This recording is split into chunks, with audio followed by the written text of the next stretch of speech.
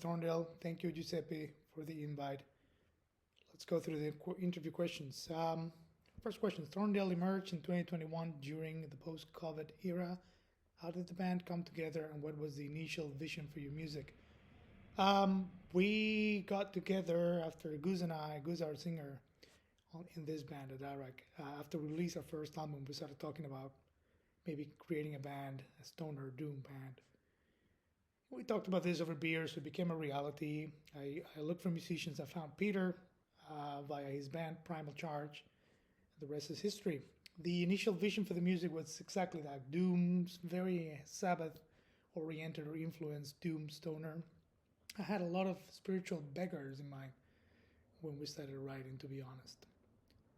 Second question, your second EP is being promoted with the video for 20,000 Souls. How does this track reflect the themes and sound of the EP? I think it's a very good representation of the album, both the sound, the writing, and the vibe, I would say.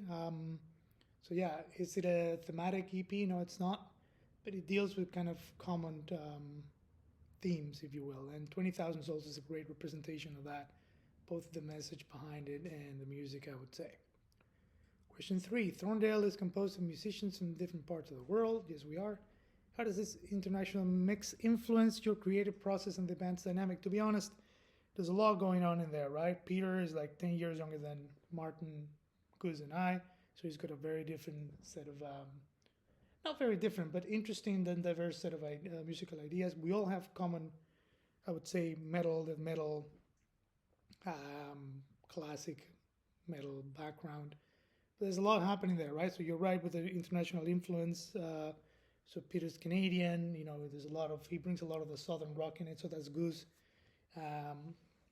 Martin and I are European boys, and very much death metal guys like Goose as well. So there's a lot happening there. There's a lot a lot of things mixing in there. Creative process as well, because we're remotely based, so we're separate.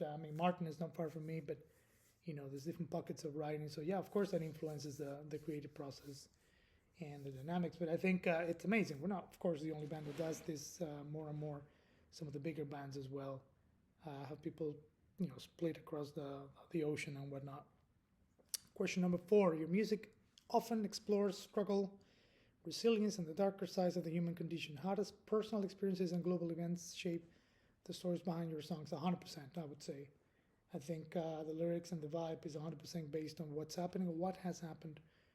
You asked me about 20,000 Souls before, so that song is about a city in the world in the 1600s, I think it was, where their total population was 20,000 inhabitants, and the lyrics are all about how brutal and